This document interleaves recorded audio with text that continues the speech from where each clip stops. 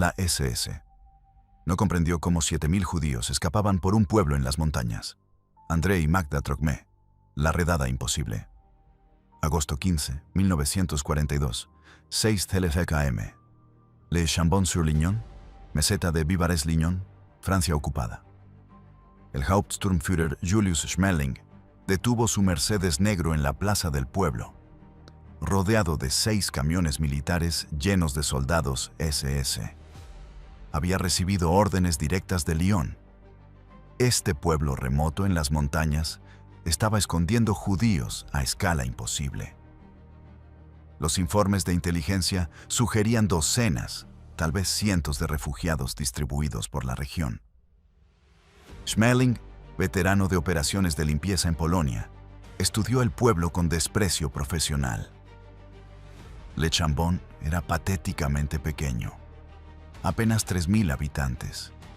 Casas de piedra grises agrupadas alrededor de una iglesia protestante, rodeado de bosques densos y colinas que se extendían hacia el horizonte. Un lugar perfecto para esconder personas, pensó, pero imposible de defender contra una redada sistemática.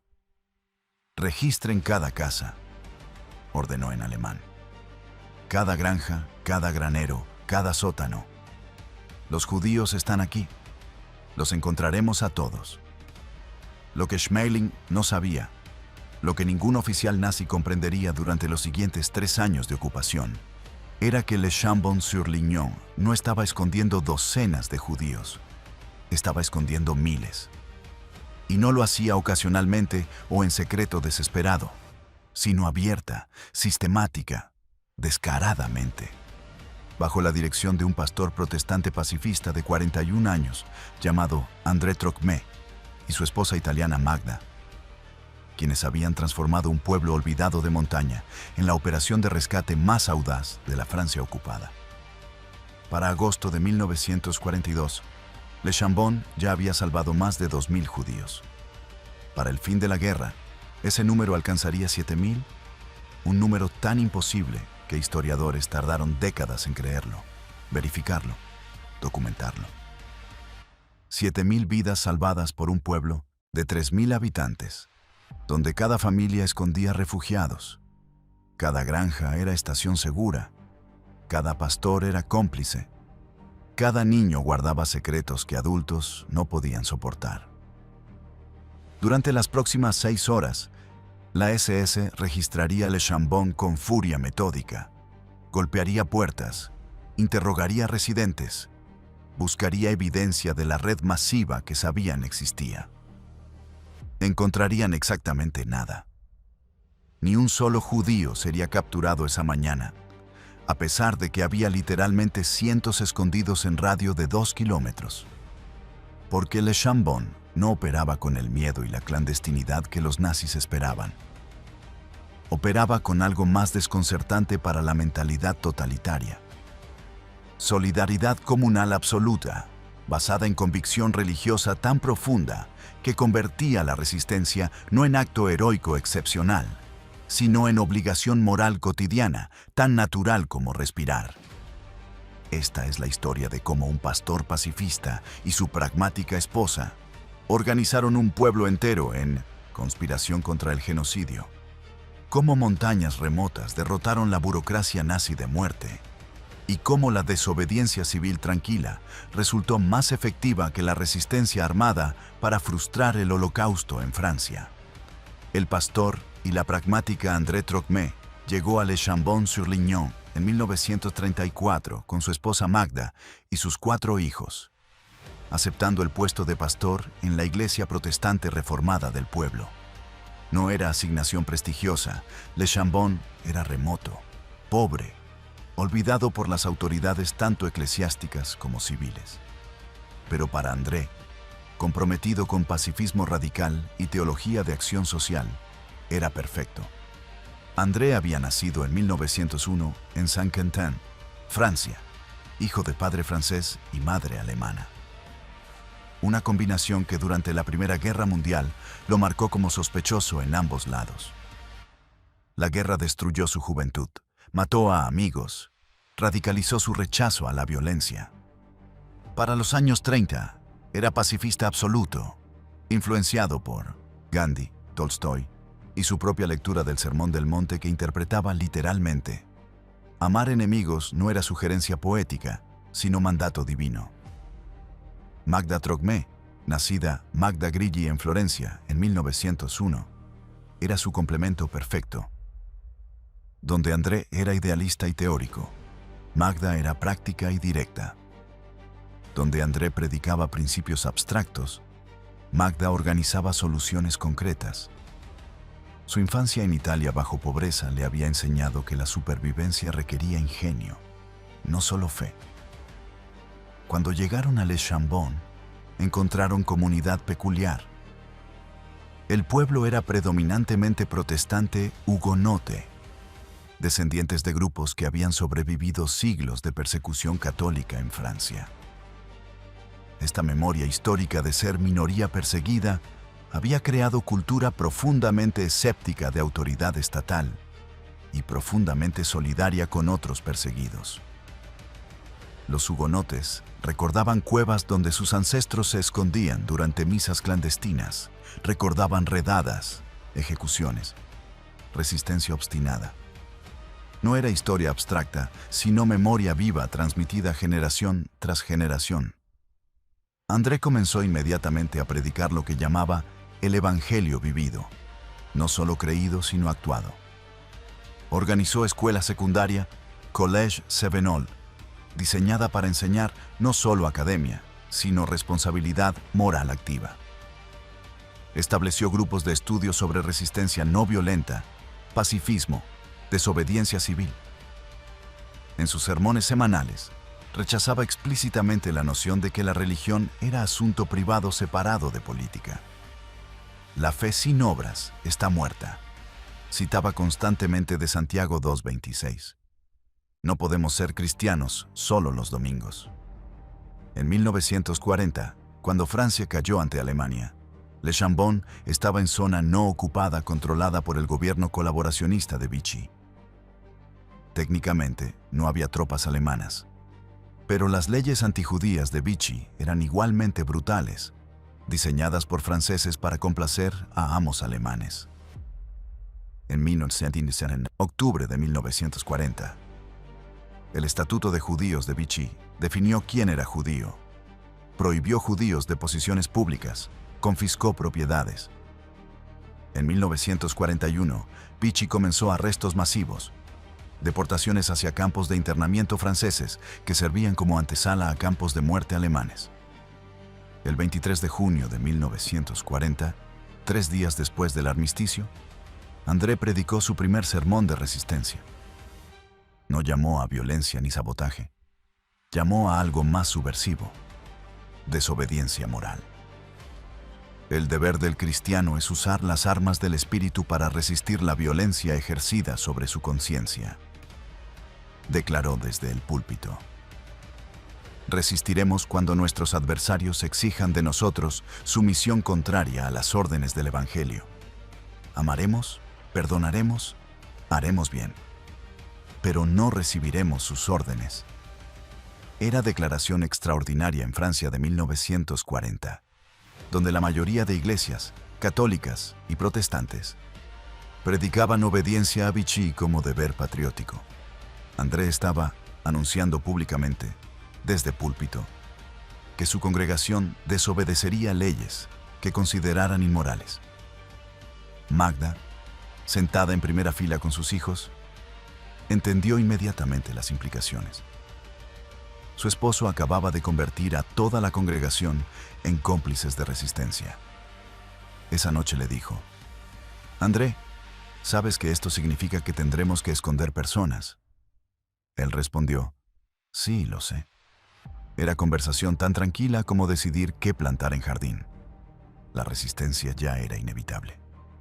Los primeros refugiados.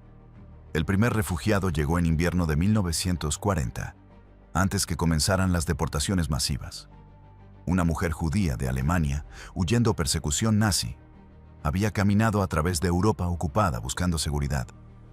Alguien en Lyon le dijo: «Vaya a Le Chambon, el pastor allí ayuda». Tocó la puerta del presbiterio una tarde nevada. Magda abrió. La mujer, exhausta, hambrienta, congelada, apenas podía hablar. ¿Es esta la casa del pastor Trocmé? Me dijeron que aquí estaría segura. Magda, sin hesitación, sin consultar a André, sin hacer preguntas, respondió: naturalmente, entre. Debe tener frío y hambre. La condujo a la cocina, le preparó sopa, le dio su propia cama. Por la mañana, André contactó familias en la congregación. Para el mediodía, la mujer estaba instalada con una familia de granjeros en las colinas que tenía habitación extra y necesitaba ayuda con trabajo agrícola. Era patrón que se repetiría miles de veces. Refugiados llegaban. Los Trocmé los recibían en el presbiterio temporalmente. Luego los distribuían por el pueblo y la región circundante, donde familias los escondían por semanas, meses, a veces años. No había drama. No había heroísmo performativo. Era logística tranquila tratada como responsabilidad comunitaria ordinaria, como organizar cosecha o reparar iglesia. Para primavera de 1941, el flujo de refugiados había aumentado a río constante. Las leyes de Vichy se endurecían, los arrestos se aceleraban, el pánico se extendía por comunidades judías en Francia. La palabra se esparció en redes clandestinas. Le Chambon es seguro. El pueblo en las montañas recibe a todos. André y Magda no eran los únicos organizadores. Edward Theis, colega de André y director del Collège Sevenol, era coconspirador esencial, coordinando el escondite de niños refugiados en el internado de la escuela, que eventualmente albergaría cientos de estudiantes judíos con identidades falsas. Roger Darcisac, director de la escuela pública, organizó escondites adicionales y falsificación de documentos. Daniel Trocmé, primo de André, dirigía una casa de niños refugiados en Le Chambon. Pero el sistema dependía fundamentalmente de la participación de familias ordinarias. Auguste y Emma Ayrault, granjeros en las colinas, escondieron 14 judíos simultáneamente durante 2 años. La familia Defier operaba pensión donde huéspedes permanecían indefinidamente sin pagar, todos judíos con identidades falsas. La familia Barrot transformó su granja en estación de tránsito, donde refugiados esperaban documentos falsos antes de continuar hacia Suiza. Cada familia asumía riesgo mortal. Las leyes de Vichy prescribían prisión, campos de concentración, incluso ejecución por esconder judíos.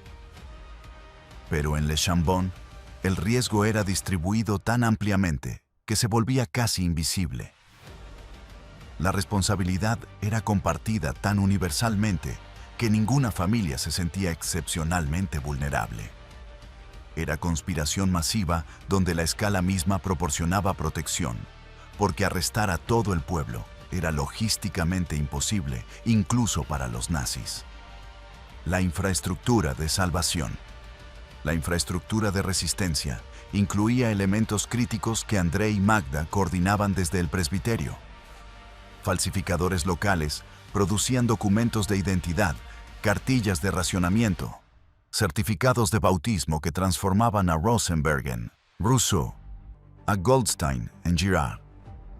Los documentos eran meticulosos, usando papel oficial robado, sellos auténticos obtenidos de funcionarios simpatizantes, caligrafía experta que imitaba perfecto estilo burocrático francés. Correos, principalmente jóvenes del Collège Sevenol, transportaban refugiados entre Le Chambon y otras ubicaciones seguras. Caminaban rutas de montaña que evitaban carreteras principales, conocían cada sendero, cada refugio, cada granja amiga. Durante inviernos brutales de montaña, estos jóvenes guiaban refugiados a través de nieve profunda, a menudo de noche, llevando niños que no podían caminar, arrastrando ancianos exhaustos. Varios murieron en avalanchas, hipotermia o capturados por patrullas.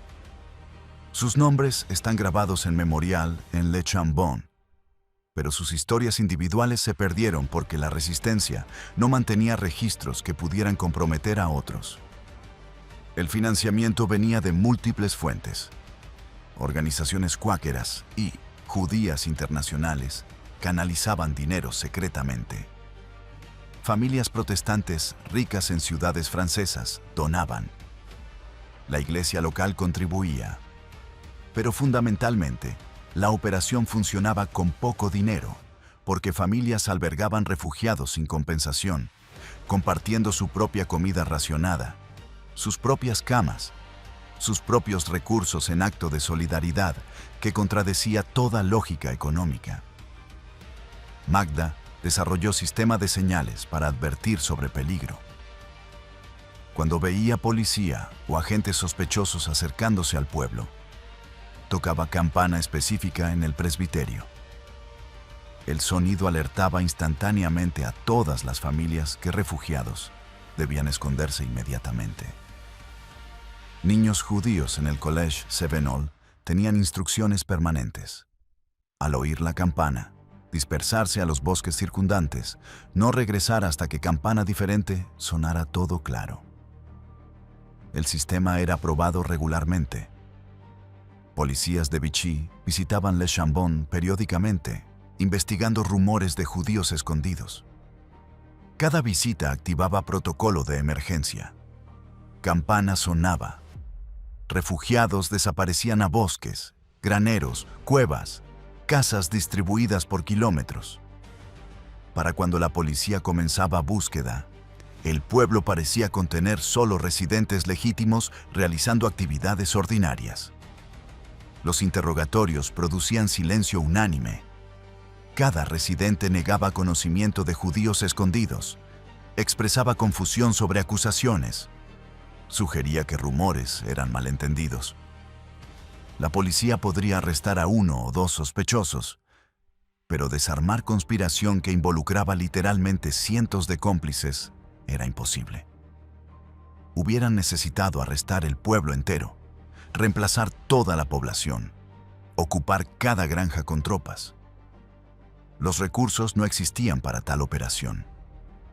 La valentía de Le Chambon no era del tipo dramático celebrado en películas de guerra. No había tiroteos, la SS. No comprendió cómo 7.000 judíos escapaban por un pueblo en las montañas. André y Magda Trocmé, la redada imposible. Agosto 15, 1942, 6 TLFKM.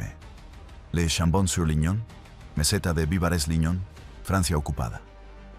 El Hauptsturmführer Julius Schmeling detuvo su Mercedes negro en la plaza del pueblo, rodeado de 6 camiones militares llenos de soldados SS. Había recibido órdenes directas de Lyon. Este pueblo remoto en las montañas estaba escondiendo judíos a escala imposible. Los informes de inteligencia sugerían docenas, tal vez cientos de refugiados distribuidos por la región.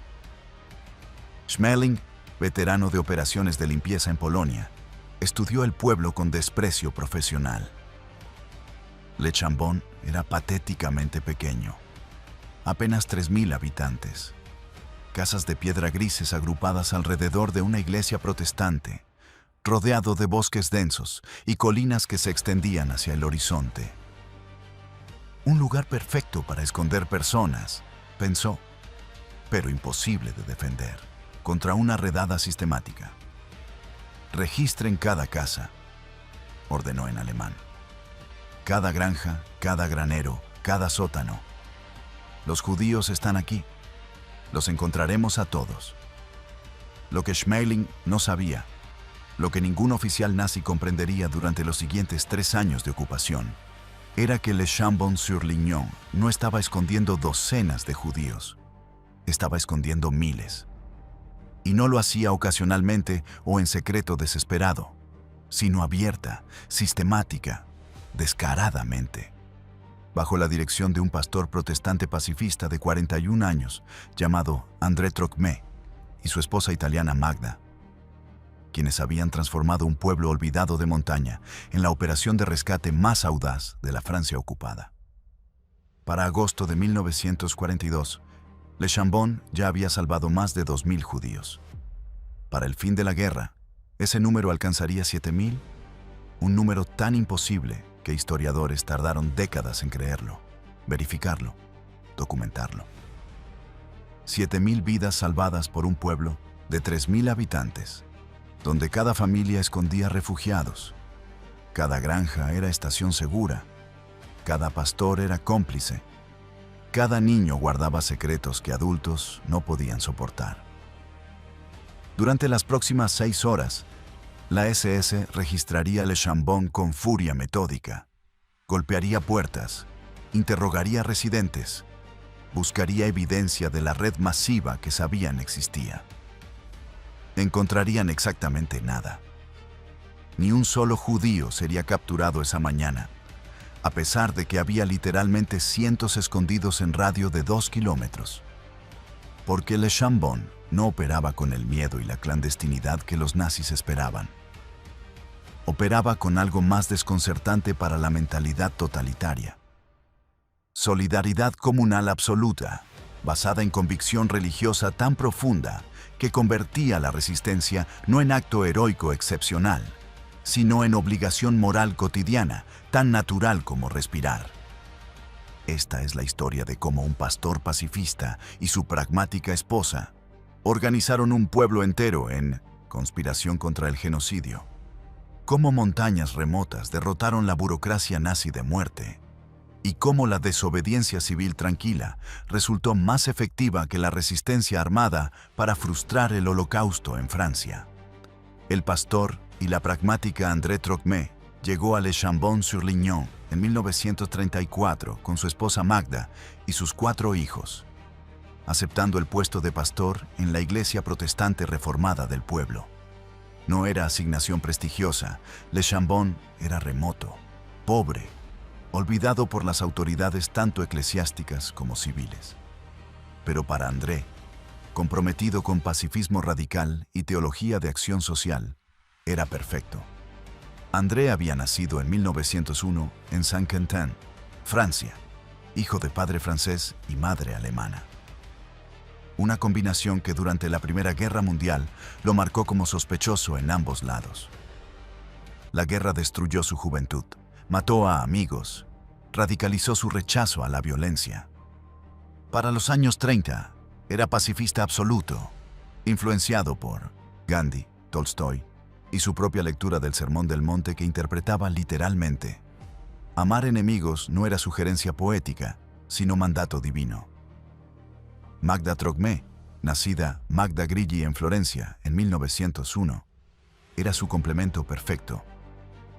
Donde André era idealista y teórico, Magda era práctica y directa. Donde André predicaba principios abstractos, Magda organizaba soluciones concretas. Su infancia en Italia bajo pobreza le había enseñado que la supervivencia requería ingenio, no solo fe. Cuando llegaron a Le Chambon, encontraron comunidad peculiar. El pueblo era predominantemente protestante hugonote, descendientes de grupos que habían sobrevivido siglos de persecución católica en Francia. Esta memoria histórica de ser minoría perseguida había creado cultura profundamente escéptica de autoridad estatal y profundamente solidaria con otros perseguidos. Los hugonotes recordaban cuevas donde sus ancestros se escondían durante misas clandestinas, recordaban redadas, ejecuciones, resistencia obstinada. No era historia abstracta, sino memoria viva transmitida generación tras generación. André comenzó inmediatamente a predicar lo que llamaba el Evangelio vivido, no solo creído sino actuado. Organizó escuela secundaria, Collège Sevenol, diseñada para enseñar no solo academia, sino responsabilidad moral activa. Estableció grupos de estudio sobre resistencia no violenta, pacifismo, desobediencia civil. En sus sermones semanales, rechazaba explícitamente la noción de que la religión era asunto privado separado de política. La fe sin obras está muerta. Citaba constantemente de Santiago 2:26. No podemos ser cristianos solo los domingos. En 1940, cuando Francia cayó ante Alemania, Le Chambon estaba en zona no ocupada controlada por el gobierno colaboracionista de Vichy. Técnicamente, no había tropas alemanas, pero las leyes antijudías de Vichy eran igualmente brutales, diseñadas por franceses para complacer a amos alemanes.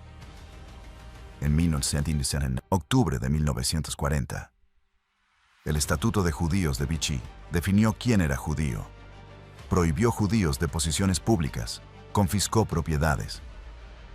En 1941, Vichy comenzó arrestos masivos, deportaciones hacia campos de internamiento franceses que servían como antesala a campos de muerte alemanes.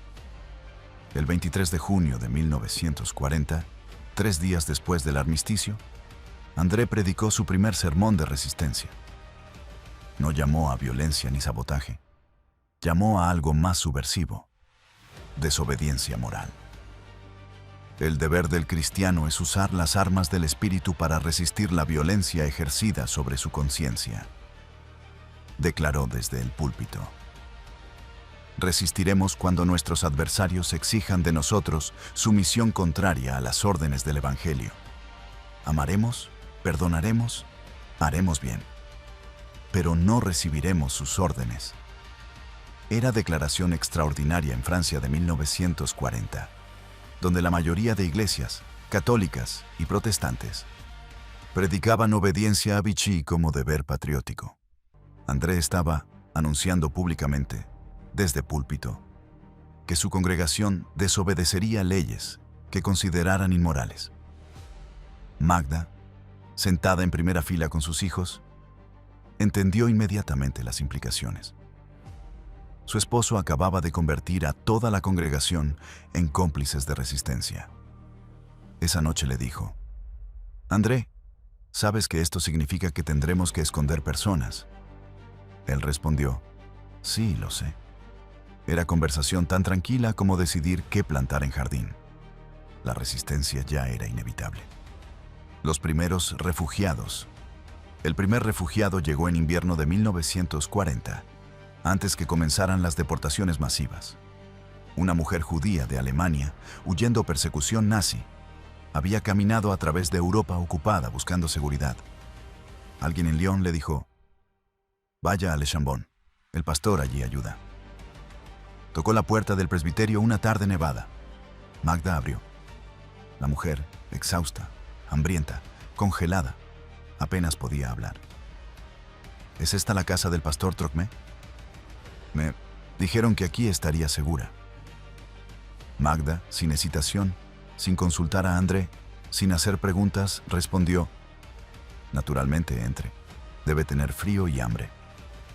La condujo a la cocina, le preparó sopa, le dio su propia cama. Por la mañana, André contactó familias en la congregación. Para el mediodía, la mujer estaba instalada con una familia de granjeros en las colinas que tenía habitación extra y necesitaba ayuda con trabajo agrícola. Era patrón que se repetiría miles de veces.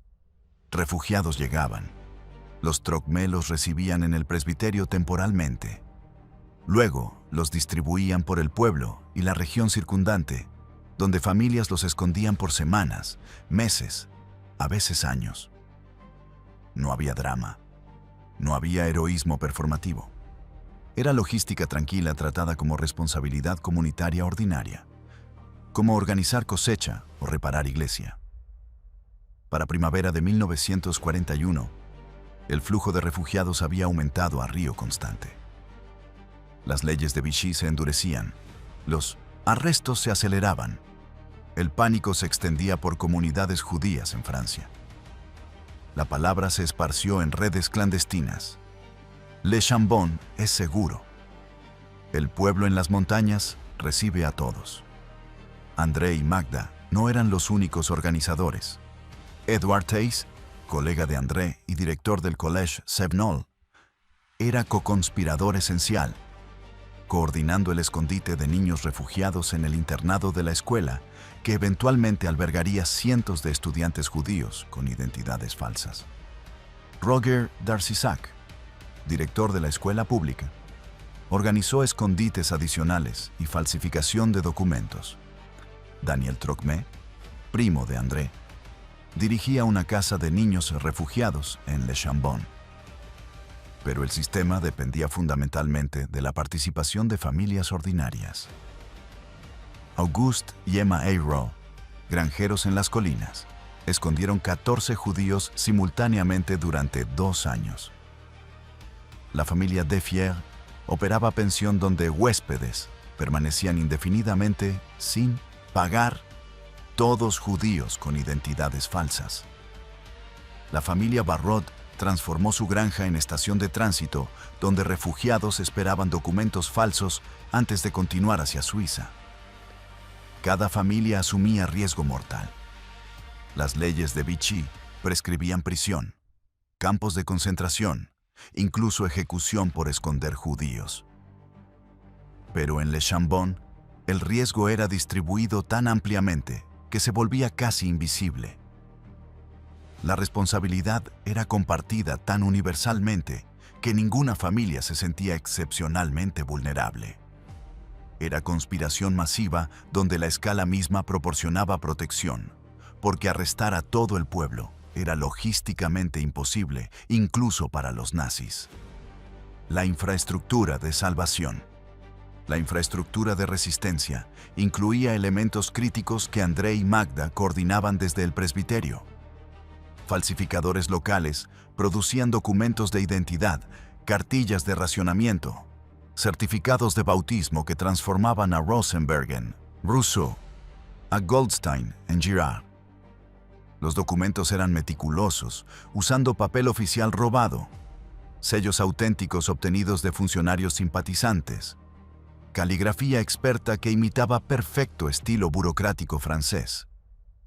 Correos, principalmente jóvenes del Collège Sevenol, transportaban refugiados entre Le Chambon y otras ubicaciones seguras. Caminaban rutas de montaña que evitaban carreteras principales, conocían cada sendero, cada refugio, cada granja amiga. Durante inviernos brutales de montaña, estos jóvenes guiaban refugiados a través de nieve profunda, a menudo de noche, llevando niños que no podían caminar, arrastrando ancianos exhaustos. Varios murieron en avalanchas, hipotermia o capturados por patrullas. Sus nombres están grabados en memorial en Le Chambon, pero sus historias individuales se perdieron porque la resistencia no mantenía registros que pudieran comprometer a otros. El financiamiento venía de múltiples fuentes. Organizaciones cuáqueras y judías internacionales canalizaban dinero secretamente. Familias protestantes ricas en ciudades francesas donaban. La iglesia local contribuía. Pero fundamentalmente, la operación funcionaba con poco dinero, porque familias albergaban refugiados sin compensación, compartiendo su propia comida racionada, sus propias camas, sus propios recursos en acto de solidaridad que contradecía toda lógica económica. Magda desarrolló sistema de señales para advertir sobre peligro. Cuando veía policía o agentes sospechosos acercándose al pueblo, tocaba campana específica en el presbiterio. El sonido alertaba instantáneamente a todas las familias que refugiados debían esconderse inmediatamente. Niños judíos en el Collège Sevenol tenían instrucciones permanentes. Al oír la campana, dispersarse a los bosques circundantes, no regresar hasta que campana diferente sonara todo claro. El sistema era probado regularmente. Policías de Vichy visitaban Le Chambon periódicamente, investigando rumores de judíos escondidos. Cada visita activaba protocolo de emergencia. Campana sonaba. Refugiados desaparecían a bosques, graneros, cuevas, casas distribuidas por kilómetros. Para cuando la policía comenzaba búsqueda, el pueblo parecía contener solo residentes legítimos realizando actividades ordinarias. Los interrogatorios producían silencio unánime. Cada residente negaba conocimiento de judíos escondidos, expresaba confusión sobre acusaciones, sugería que rumores eran malentendidos. La policía podría arrestar a 1 o 2 sospechosos, pero desarmar conspiración que involucraba literalmente cientos de cómplices era imposible. Hubieran necesitado arrestar el pueblo entero, reemplazar toda la población, ocupar cada granja con tropas. Los recursos no existían para tal operación. La valentía de Le Chambon no era del tipo dramático celebrado en películas de guerra. No había tiroteos, explosiones, sabotajes espectaculares. Era valentía más profunda y sostenible. La decisión cotidiana, repetida durante años, de continuar haciendo lo correcto cuando detenerse habría sido más seguro. Era madre alimentando niño judío con su propia comida racionada mientras sus propios hijos pasaban hambre. Era granjero arriesgando arresto para guiar familia de extraños a través de montañas en tormenta de nieve. Era niños de 12 años mintiendo convincentemente a agentes de policía para proteger a compañeros de clase judíos. La vida en el refugio de montaña. Para 1942, cuando las deportaciones desde Francia hacia Auschwitz alcanzaron escala industrial, Le Chambon estaba salvando vidas a ritmo imposible. Cada semana llegaban docenas de nuevos refugiados. El presbiterio de los Trocmé era estación de procesamiento constante donde Magda entrevistaba a recién llegados, evaluaba necesidades, coordinaba colocación. Algunos refugiados se quedaban días, otros años. El récord lo mantenía familia que permaneció escondida en granjas cerca de Le Chambon desde 1941 hasta 1945. 4 años completos viviendo con identidades falsas como trabajadores agrícolas. Los sobrevivientes de Le Chambon después describían atmósfera casi surrealista. Por un lado, vivían bajo terror constante de descubrimiento, arresto, deportación. Por otro, experimentaban normalidad peculiar. Niños asistían a escuela, familias comían juntas, vida continuaba. Era como vivir en 2 realidades simultáneas, una de peligro mortal y otra de rutina doméstica. Han Hirsch, niña judía alemana que llegó a Le Chambon en 1942 a edad de 9 años, después recordaba: era extraño. Sabía que mi familia había sido asesinada. Sabía que en cualquier momento podría ser capturada y asesinada también. Pero la familia que me albergaba me trataba exactamente como sus propias hijas. Asistía a escuela, jugaba, reía. Parte de mi mente siempre estaba aterrorizada, pero otra parte era solo niña viviendo vida de niña. Los adultos en Le Chambon nos dieron ese regalo. Nos dejaron ser niños incluso en medio del Holocausto. El Collège Sevenol se convirtió en institución extraordinaria. Para 1943, aproximadamente 60% de sus 350 estudiantes eran judíos refugiados con identidades falsas. Maestros conocían identidades verdaderas, pero nunca las discutían, incluso con estudiantes mismos que a menudo no sabían quiénes más estaban escondidos. Las clases continuaban normalmente. Estudiantes judíos aprendían latín y matemáticas, mientras simultáneamente vivían bajo amenaza de deportación a Auschwitz. Las interacciones entre estudiantes refugiados y estudiantes locales creaban dinámicas complejas. Algunos estudiantes locales resentían refugiados por consumir recursos escasos. Otros los protegían ferozmente. Peleas ocasionales estallaban en patio cuando estudiantes locales acusaban refugiados de cobardía por esconderse mientras Francia sufría. Pero mayormente, solidaridad prevalecía, jóvenes formando amistades que ignoraban, divisiones que adultos enfatizaban. Las mujeres de Le Chambon eran columna vertebral logística. Mientras pastores como André proporcionaban justificación teológica y liderazgo visible, mujeres como Magda organizaban detalles prácticos. Cocinar para multitudes, lavar ropa, cuidar niños traumatizados, negociar con granjeros locales por comida extra, coser ropa para refugiados que llegaban con solo lo puesto. Era trabajo invisible que hacía posible toda la operación. Magda se convirtió en recaudadora de fondos brillante, contactando organizaciones judías internacionales, iglesias protestantes, cuáqueros americanos. Escribía cartas codificadas describiendo huéspedes que necesitaban apoyo para estudios, lenguaje que engañaba censores, pero comunicaba claramente a receptores que Le Chambon necesitaba fondos para refugiados. El dinero llegaba por canales tortuosos, transferencias bancarias a cuentas suizas, luego efectivo contrabandeado a través de fronteras, correos, llevando fajos de francos cocidos en forros de abrigos. Magda manejaba finanzas con precisión que hubiera impresionado a contadores corporativos, manteniendo registros codificados de cada transacción, cada gasto, cada donación. Infiltración y traición. El más cercano que Le Chambon llegó a completo desastre fue en febrero de 1943, cuando, infiltrado de la Gestapo, se hizo pasar por refugiado judío. El hombre, llamado Prali, llegó al presbiterio con historia convincente sobre huir de París. Buscó refugio, fue instalado con familia local. Durante 2 semanas observó operación, memorizó nombres, identificó ubicaciones de refugiados. Su error fue exceso de entusiasmo.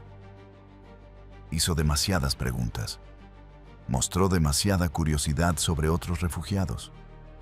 Parecía demasiado ansioso por conocer detalles de la red. Roger Darcisac, el director de escuela con instintos agudos desarrollados de años en resistencia, sospechó. Confrontó discretamente a Prali con preguntas sobre su supuesta vida anterior en París. Las respuestas de Prali contenían inconsistencias menores que crecieron bajo examen. La respuesta de Darcisac fue brutal en simplicidad. Simplemente dejó de proporcionar información a Prali. Otros miembros de red fueron alertados discretamente. Prali fue aislado sin confrontación obvia. Continuó viviendo con familia anfitriona, pero nunca aprendió nada más de valor. Después de 3 semanas sin información nueva, se fue frustrado. Su reporte a la Gestapo fue inútil, porque los detalles que había recopilado ya estaban desactualizados. Refugiados movidos, procedimientos cambiados. El incidente demostró sofisticación del sistema. Le Chambon no operaba con ingenuidad. André podía ser idealista, pero la red incluía pragmáticos como Darcisac, que entendían seguridad operacional, compartimentalización, necesidad de sospechar. La combinación de idealismo de André y pragmatismo de Darcisac hacía operación efectiva. Fe proporcionaba motivación, mientras inteligencia proporcionaba protección. Los niños refugiados presentaban desafíos únicos. Llegaban sin padres, traumatizados, sin hablar francés frecuentemente. El Collège Sevenol se convirtió en su refugio principal, pero también hogar de niños, dirigido por Daniel Trocmé en Les Grillons, anexo cercano. Daniel, primo de André, compartía su compromiso con proteger perseguidos, pero carecía de su cautela. Era impulsivo, emocional, abiertamente desafiante con autoridades. En junio de 1943, la Gestapo finalmente arrestó a Daniel durante redada en Les Grillons. Capturaron 18 estudiantes judíos que Daniel había estado protegiendo. Daniel fue deportado a Majdanek, donde murió en 1944. Los 18 estudiantes fueron enviados a Auschwitz. Solo uno sobrevivió. La muerte de Daniel devastó a André, pero no cambió su compromiso. En sermón después del arresto de su primo, André predicó: Daniel sabía los riesgos. Eligió el amor sobre la seguridad. No honramos su memoria con cobardía, sino continuando su trabajo. La protección venía también de fuente inesperada. Oficiales alemanes conflictuados. No todos los alemanes en Francia eran nazis fanáticos. Algunos eran soldados ordinarios cumpliendo órdenes, incómodos con genocidio pero atrapados en maquinaria militar. Varios oficiales estacionados cerca de Le Chambon conocían su reputación como refugio para judíos pero deliberadamente evitaban investigación profunda, proporcionando alertas informales sobre redadas planeadas, retrasando órdenes, perdiendo documentos. Un oficial, mayor de la Wehrmacht, llamado Schmeling, visitó el presbiterio en 1943 con advertencia. «Pastor, sé lo que usted hace. No apruebo, pero tampoco puedo detenerlo sin órdenes directas. Le sugiero ser más discreto». André respondió: «Mayor, aprecio su advertencia, pero no puedo ser discreto sobre hacer lo correcto». El mayor sonrió tristemente. «Entonces ambos corremos riesgos». El arresto de los pastores, el 15 de agosto de 1942, cuando Schmeling llegó con sus camiones de SS. Le Chambon estaba albergando aproximadamente 500 refugiados, simultáneamente distribuidos por pueblo y granjas circundantes. Era población oculta que representaba casi 20% de la población oficial. Imposible de esconder según cualquier cálculo lógico. Pero Le Chambon no operaba con lógica. Operaba con fe y organización meticulosa. La redada de agosto de 1942 duró 6 horas. Soldados SS registraron casas, interrogaron residentes, buscaron sótanos y áticos.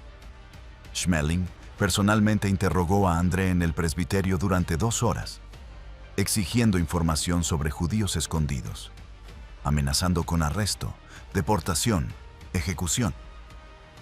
André respondió con calma pastoral, que enfurecía a nazis más que desafío abierto. «Hauptsturmführer, no sé de qué habla.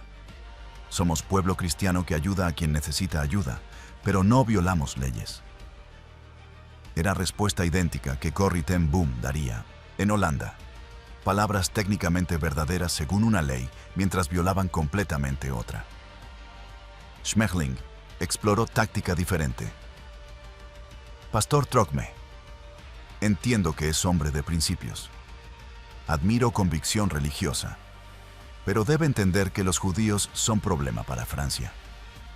El mariscal Pétain, su propio líder francés, ha reconocido esto. Al proteger judíos, traiciona a Francia». André respondió con teología que Schmeling no podía comprender. «Hauptsturmführer, no conozco judíos, solo conozco seres humanos». Era distinción que cortaba el corazón de ideología nazi. Para nazis, categorías raciales eran realidades fundamentales que determinaban valor humano.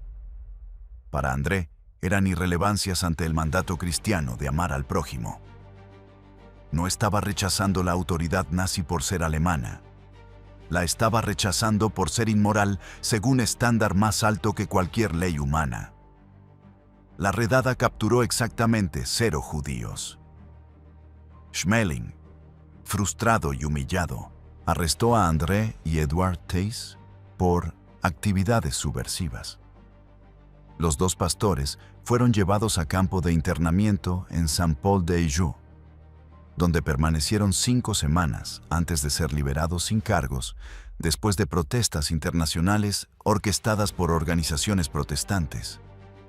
Durante su ausencia, Magda continuó la operación sin pausa. Recibió refugiados, coordinó escondites, organizó transportes. Su pragmatismo resultó tan efectivo como el idealismo de André. Cuando refugiado preguntaba si era seguro quedarse mientras los pastores estaban arrestados, Magda respondía: «Tan seguro como siempre», lo que significa no completamente seguro, pero más seguro que cualquier otro lugar.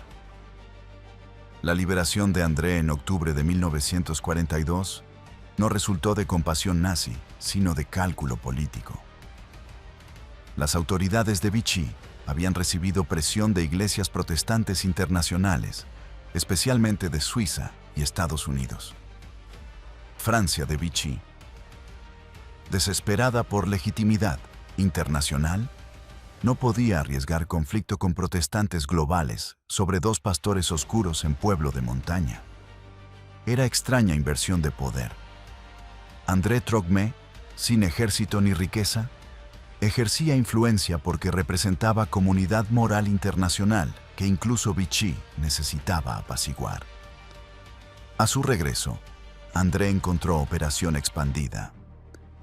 Durante su arresto, la congregación no había sido intimidada hacia obediencia, sino radicalizada hacia mayor resistencia.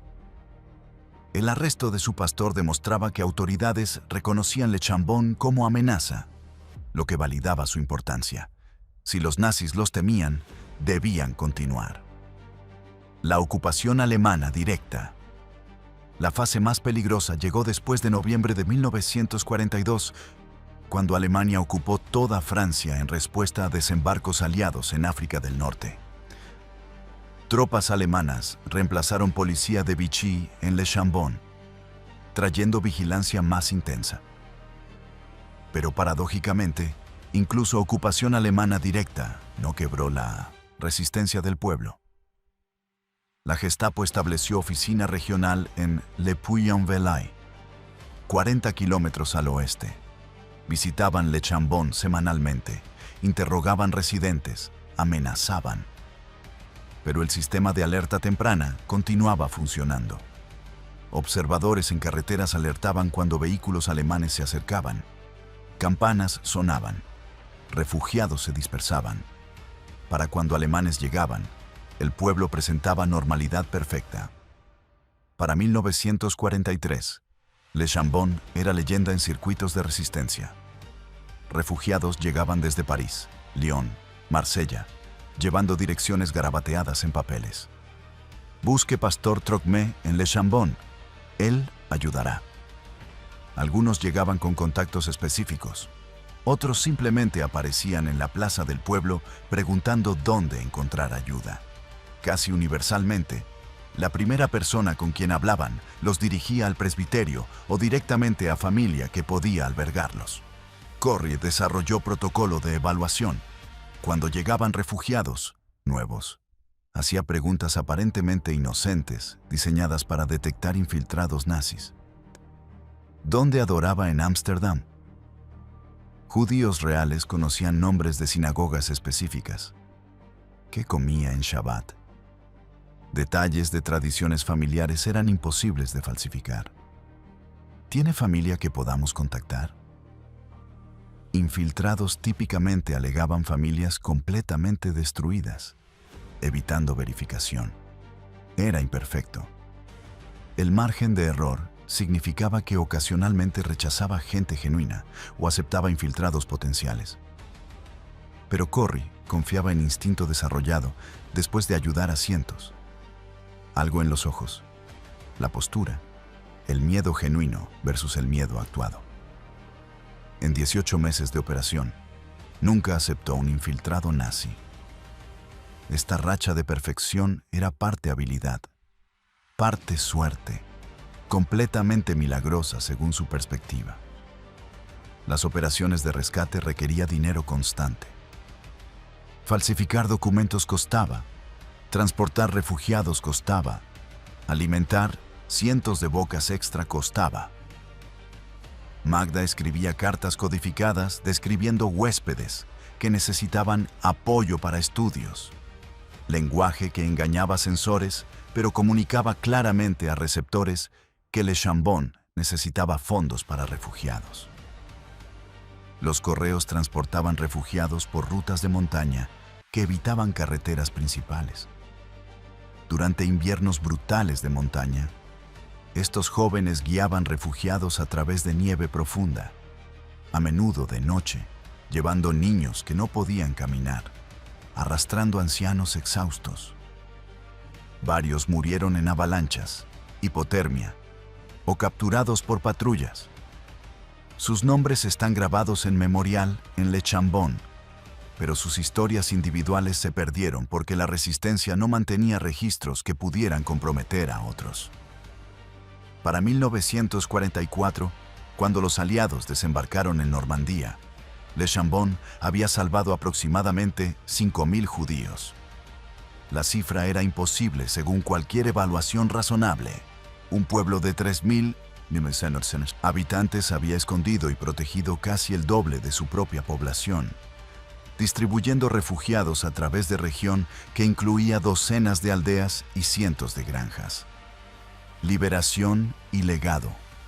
La liberación de Francia en agosto-septiembre de 1944 trajo alivio pero también complejidad.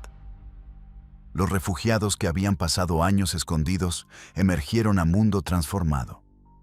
Sus familias estaban muertas, sus comunidades destruidas, sus hogares confiscados. Le Chambon había salvado sus vidas, pero no podía restaurar sus mundos.